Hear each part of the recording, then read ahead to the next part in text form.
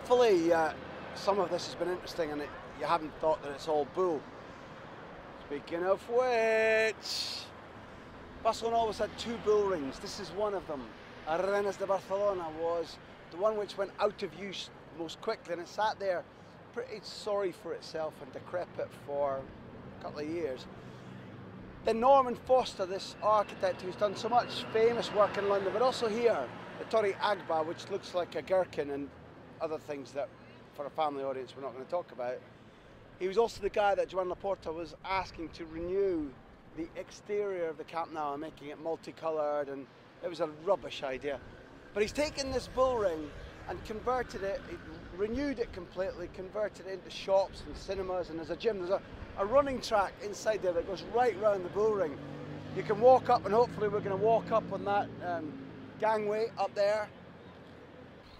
The reason this mad project started in the first place is that I wrote a piece for the Sunday Herald about Xavi Hernandez. In my view, unquestionably the greatest Spanish footballer there's ever been. And those guys who are mooching about on the phone over there phoned me and said, we love this. We were in love with Football Club Barcelona anyway.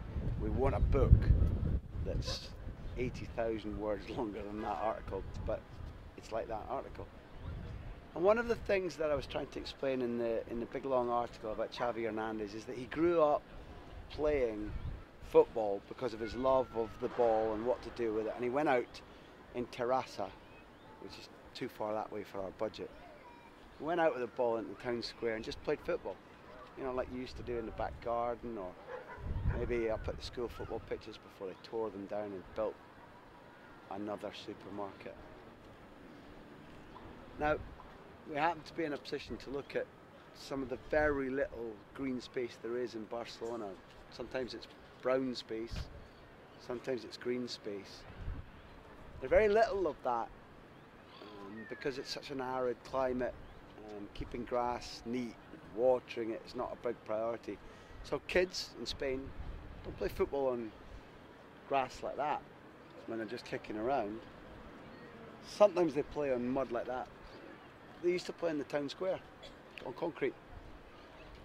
And one of the sad things that Xavi says when he goes back to Terrassa now is the place that first taught him about how to use the ball, not to lose possession of the ball because it would run onto the street, not to kick into the rose bushes because the local mayor would come out and give him a clip round the head.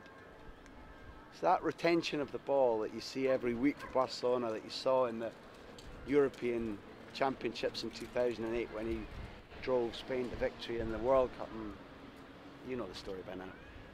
He learned in a space where he was allowed to play football, and when he goes back home now, he sees the sadness of a big sign up there, prohibit.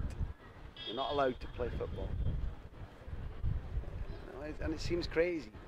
And he's very sad about that, and there'll come a day, obviously, when with video games and with spaces being taken away from kids, you won't get a generation of David Silvas and Juan Matas and Xavi Hernandez and Andres Iniesta.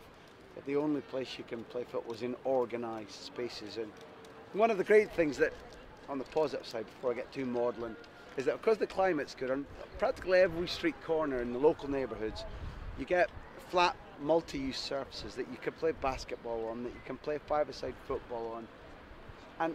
And they're small spaces, open, without barriers. So again, the kids play with smaller, harder footballers, heavier footballs, sorry, that you have to keep control of because there's no wall to bounce the ball off, and they play football sala, five-a-side football. And that's where the control you see the Spanish, the good Spanish players, that's where it first initiates from. You're playing right next to the street, heavy football, and it's about pass, have a trick, make a move, not about kick it long to the tall boy. Okay, is anybody listening? That's how to train good footballers. That's why we've got Xavi Hernandez.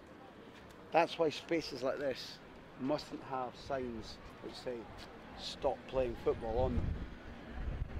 End of party political broadcast on behalf of good football. Vote for us.